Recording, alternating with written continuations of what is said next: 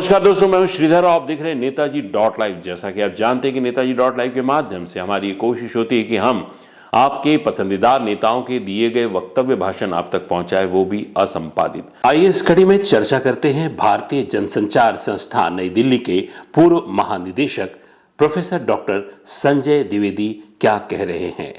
Professor doctor Sanjay Dwivedi के अनुसार ओम बिरला होने का मतलब सोने जैसा दिल वाला सामाजिक कार्यकर्ता। आखिर कैसे बना राष्ट्रीय राजनीति का सितारा? ओम बिरला में ऐसा क्या है जो उन्हें लगातार दूसरी बार लोकसभा के अध्यक्ष जैसी बड़ी जिम्मेदारी पर पहुंचाता है? अपने कोटा शहर में जरूरतमंद लोगों को कपड़े, दवाएं, भोजन पहुंचाते पहुंचाते बिरला कब राष्ट्रीय राजनीति के सितारे बन गए, यह एक अद्भुत कहानी है। प्रधानमंत्री ने सदन में उनके चलाए जा रहे अनेक सामाजिक कार्यों की चर्चा की। उनकी सरलता, सहजता और सदन चलाने की उनकी क्षमता प्रमाणित करती है। अब जब वे ध्वनिमत से लोकसभा के अध्यक्ष चुने जा चुके हैं, तब उन पर बहुत बड़ी जिम्मेदारी आन पड़ती है। यह भी शुभ रहा कि कांग्रेस ने प्रारंभिक चर्चाओं के बाद भी मत विभाजन की मांग नहीं की और उनका चयन सर्वसम्मत से हुआ। इससे संसद की गरिमा बनी और परंपराओं का पालन हुआ। उम्मीद की जानी चाहिए आने वाले समय में लोकसभा ज्यादा बेहतर तरीके से अपने कामों को अंजाम दे सकेगी। बलराम जाखड़ के बाद वे दूसरे ऐसे सांसद हैं जिन्होंने यह गरिमामय पद दोबारा संभाला है। इस बात को रेखांकित करते हुए प्रधानमंत्री ने अपने भाषण में कहा कि नए सांसदों को बिरला से सीखना चाहिए। प्रधानमंत्री मोदी ने कहा कि संसद 140 करोड़ देशवासियों की आशा का केंद्र है। सदन में आचरण और नियमों का पालन जरूरी है। सदन की गरिमा और परंपराओं का पालन अध्यक्ष की बहुत महती जिम्मेदारी होती है। उम्मीद की जानी चाहिए कि संसद में लोकसभा अध्यक्ष के रूप में ओम बिरला का यह कार्यकाल उदाहरण बनेगा, जहां गंभीर बहसें होंगी और शासकीय काम के साथ साथ विमर्शों का नया आकाश खुलेगा। राजस्थान के कोटा जिले में 23 नवंबर 1962 को जन्मे ओम बिरला का समूचा राजनीतिक और सार्वजनिक जीवन सेवा, समर्पण, उससे उपजी सफलताओं से बना है। भारतीय जनता युवा मोर्चा के जिलाध्यक्ष के रूप में काम प्रारंभ कर वे राजस्थान में युवा मोर्चा के प्रदेश अध्यक्ष, राष्ट्रीय उपाध्यक्ष बने। इसके बाद उन्होंने पीछे मुड़कर नहीं देखा। वे 2003, वर्ष 2008 और वर्ष 2013 में 3 बार राजस्थान विधानसभा में विधायक निर्वाचित हुए। 2014 से वे लगातार तीसरी बार लोकसभा पहुंच रहे हैं। 17वीं लोकसभा में अध्यक्ष चुने जाते ही वे राष्ट्रीय पलक पर छा गए। अपने तमाम फैसलों की तरह उस समय प्रधानमंत्री नरेंद्र मोदी ने राजनीतिक विश्लेषकों को चौंकाते हुए ओम बिरला का नाम का प्रस्ताव रखा, किंतु अपनी सौजन्यता, कुशल सदन संचालन और लोकसभा उपाध्यक्ष का चुनाव न होने के बाद भी अकेले वरिष्ठ सांसदों के पैनल के आधार पर उन्होंने सदन चलाया। उनका सहज अंदाज और हल्की मुस्कान, मीठी डांट से सदन को चलाने का तरीका उन्होंने इस बार भी उस पद का स्वाभाविक दावेदार बना दिया। अब कोटा की स्थानीय राजनीति से राष्ट्रीय फलक पर आए बिरला सदन की उपलब्धि बन चुके हैं। बिरला राजनीति में आने से पहले राष्ट्रीय स्वयंसेवक संघ आरएसएस से जुड़े थे। उनके मन में समाज सेवा की भावना इसी संगठन से उपजी और वे विविध प्रकल्पों के माध्यम से इस काम में रम गए। उन्होंने अपने क्षेत्र में 2012 में परिधान नामक कल्याणकारी कार्यक्रम प्रारंभ किया, जिसके तहत समाज के कमजोर वर्गों को किताबें और कपड़े वितरित किए जाते थे। इसके साथ ही रक्तदान और मुफ्त दवा वितरण के आयोजनों से वे लोगों के दिल में उतरते चले गए। फिर उन्होंने मुफ्त भोजन कार्यक्रम भी चलाया। उनका संकल्प था उनके लोग भूखे न सोए। इस तरह वे बहुत संवेदनशील और बड़े दिल वाले सामाजिक कार्यकर्ता और राजनेता की तरह सामने आते रहे। यह उन हाशिए के लोगों की दुआएं ही थी कि बिरला आज सत्ता राजनीति के शिखर पर है। भाजपा को एक दल के रूप में इस बार लोकसभा में पूर्ण बहुमत नहीं मिला और उसकी निर्भरता राजद के सहयोगियों पर बढ़ी। इसी तरह सदन में प्रतिपक्ष ज्यादा ताकतवर हुआ। तीसरी बार प्रधानमंत्री नरेंद्र मोदी की सरकार के सामने अब नेता प्रतिपक्ष के रूप में राहुल गांधी मौजूद होंगे। मोदी की तीसरी सरकार में नेता प्रतिपक्ष का पद मिलना भी एक बड़ी सूचना है। पिछले 2 सदनों में कांग्रेस के इतने सदस्य नहीं थे कि वह नेता प्रतिपक्ष का पद हासिल कर सके। इससे नेता प्रतिपक्ष अब लोक लेखा समिति के अध्यक्ष भी होंगे और सरकारी खर्चों पर टिप्पणी कर सकेंगे। इस बदले हुए परिदृश्य में सदन में प्रतिपक्ष की आवाज भी प्रखर होगी। राहुल गांधी और अखिलेश यादव ने अध्यक्ष को धन्यवाद प्रस्ताव देते हुए सत्ता पर अंकुश और प्रतिपक्ष को संरक्षण देने की अपील की। उम्मीद की जानी चाहिए कि ओम बिरला अपने बड़े दिल से सदन की गरिमा को नई ऊंचाइयां प्रदान करेंगे। वरिष्ठ भाजपा नेता ओम बिरला के फिर से लोकसभा अध्यक्ष चुने जाने पर क्या कह रहे हैं प्रधानमंत्री नरेंद्र मोदी? वहीं पर अपने चुने जाने के बाद क्या उद्बोधन कर रहे हैं लोकसभा अध्यक्ष ओम बिरला? आइए देखते हैं नेताजी लाइव के माध्यम से।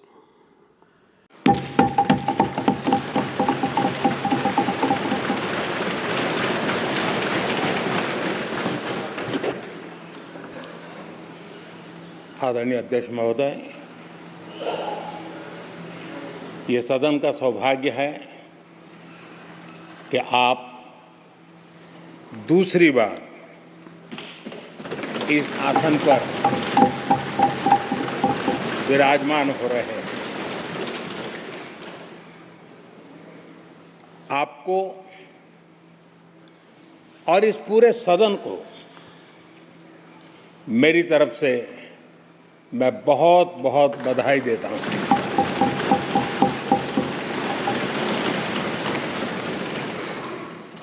आदरणीय अध्यक्ष जी, मेरी तरफ से आपको शुभकामनाएं हैं, लेकिन इस पूरे सदन की तरफ से भी आपको अनेक अनेक शुभकामनाएं। अमृत काल के इस महत्वपूर्ण कालखंड में दूसरी बार इस पद पर विराजमान होना बहुत बड़ा दायित्व आपको मिला है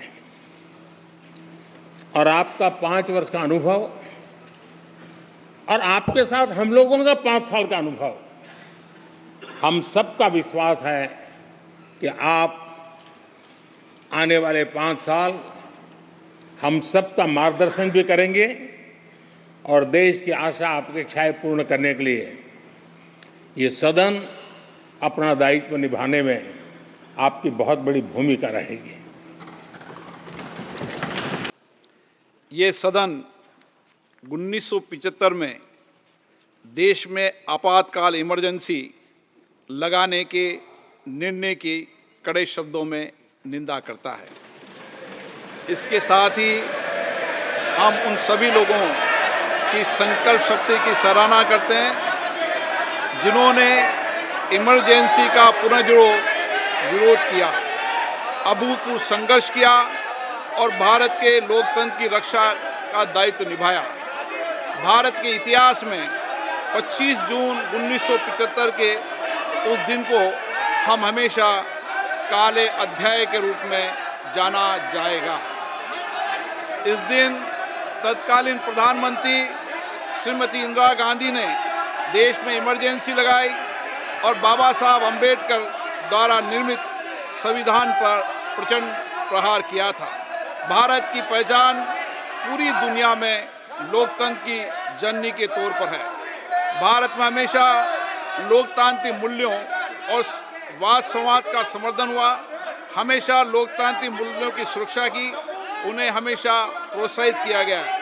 ऐसे भारत पर श्रीमती इंदिरा गांधी द्वारा तानाशाही थोप दी गई, भारत के लोकतांत्रिक मूल्यों को कुचला गया और अभिव्यक्ति की आज़ादी का गला घोटा गया। इमरजेंसी के दौरान भारत के नागरिकों के अधिकार नष्ट कर दिए गए, नागरिकों से उनकी आज़ादी छीन ली गई। ये वह दौर था जब विपक्ष के नेताओं को जेल में बंद कर दिया गया, पूरे देश को जेल खाना बना दिया गया।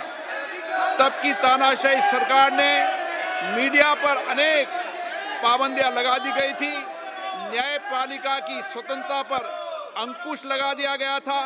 इमरजेंसी का वह समय हमारे देश के इतिहास में अन्याय काल का एक काला खंड था। आपातकाल इमरजेंसी लगाने के बाद उस समय कांग्रेस सरकार ने कई ऐसे निर्णय किए जिन्होंने हमारे संविधान की भावनाओं को कुचलने का काम किया। क्रूर और निर्दयी maintenance of internal secretary act Misa में बदलाव करके कांग्रेस पार्टी ये सुनिश्चित किया कि हमारी अदालतें मीसा के तहत गिरफ्तार लोगों को न्याय नहीं दे पाए। मीडिया को सच लिखने से रोकने के लिए parliament president production of publication repeal act, press council repeal act और prevention of publication of objectionable matter act लाए गए। इस काले खंड में संविधान में 38वां, 89वां, 40वां, 41वां, 42वां संविधान संशोधन किया गया।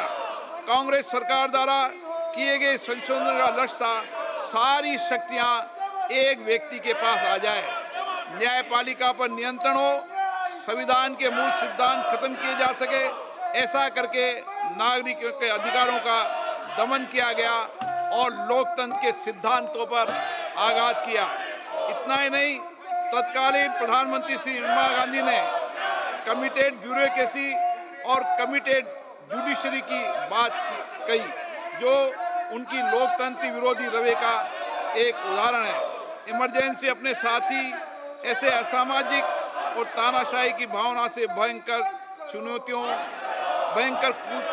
चुनौतियों को लेकर आई, जिसने गरीबी, दलित और वंचितों को तबाह कर दिया। इमरजेंसी के दौरान लोगों को कांग्रेस सरकार द्वारा जबरन थोपी गई अनिवार्य नसबंदी का, शहरों में अतिक्रमण हटाने के नाम पर मनमानी का और सरकार की कुनीतियों का प्रहार झेलना पड़ा। ये सदन उन सभी लोगों के प्रति संवेदना जताना चाहता है। 1975 से 1970 कालाखंड अपने आप में एक ऐसा कालाखंड है जो हमें संविधान के सिद्धांतों, संघीय ढांचे और न्यायिक स्वतंत्रता के महत्व को याद दिलाता है। ये कालखंड हमें याद दिलाता है कैसे उस समय हम सभी पर हमला किया गया, क्योंकि जिनकी रक्षा आवश्यक है। ऐसे समय में जब आपातकालीन इमरजेंसी के 50वें वर्ष में हम प्रवेश कर रहे हैं, ये 18वीं लोकसभा बाबा साहब अंबेडकर द्वारा निर्मित संविधान को बनाए रखने, इसकी रक्षा करने और इसे संरक्षित रखने की अपनी प्रतिबद्धता को दोहराती है। हम भारत में लोकतंत्र के सिद्धांत, देश में कानून का शासन और शक्तियों का विकेंद्रीकरण अक्षुण्ण रखने के लिए प्रतिबद्ध हैं। हम संवैधानिक संस्थाओं में भारत के लोगों की आस्था और उनके अभूतपूर्व संघर्ष, जिनके कारण इमरजेंसी का अंत हुआ और एक बार फिर संवैधानिक शासन की स्थापना हुई, उनकी सराहना करते हैं। 1975 में आज 26 जून के दिन ही देश इमरजेंसी की क्रूर सच्चाइयों का सामना करते हुए उठा था। 1975 में आज ही के दिन कैबिनेट ने इमरजेंसी का पोस्ट फैक्टो रेक्टिफिकेशन किया था। इस तानाशाही और असंवैधानिक निर्णय पर मोहर लगाई थी। इसलिए हमारी संसदीय प्रणाली अनगिनत बलिदानों के बाद मिली दूसरी आज़ादी के प्रति अपनी प्रतिबद्धता को दोहराने के लिए आज के प्रस्ताव किया जाना आवश्यक है। अब हम ये जानते हैं कि हमारी युवा पीढ़ी लोकतंत्र के इस काले अध्याय के बारे में जरूर जानना चाहिए। इमरजेंसी के दौरान गैर कानूनी गिरफ्तारियां, सरकारी प्रताड़ना के चलते अनगिनत लोगों को यातनाएं सहनी पड़ी थी। उनके परिवार उनको असमित कष्ट उठाना पड़ा था। इमरजेंसी ने भारत के कितने नागरिकों का जीवन तबाह कर दिया था, कितने लोगों की मृत्यु हो गई थी।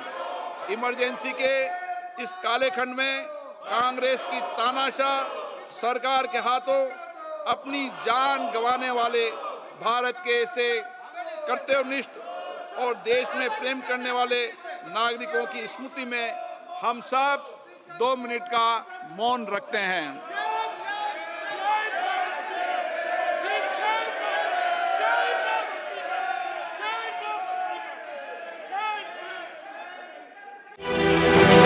भारतीय जनसंचार संस्था नई दिल्ली के पूर्व महानिदेशक प्रोफेसर डॉक्टर संजय द्विवेदी क्या कह रहे थे लोकसभा अध्यक्ष ओम बिरला के पुनः लोकसभा अध्यक्ष चुने जाने पर। हमारे इस चैनल में बने रहने के लिए हमारे चैनल को लाइक करें, शेयर करें, सब्सक्राइब करें। नेताजी.live के प्रायोजक है Satyadeep diagnostic and clinic, Supela, Bhilai.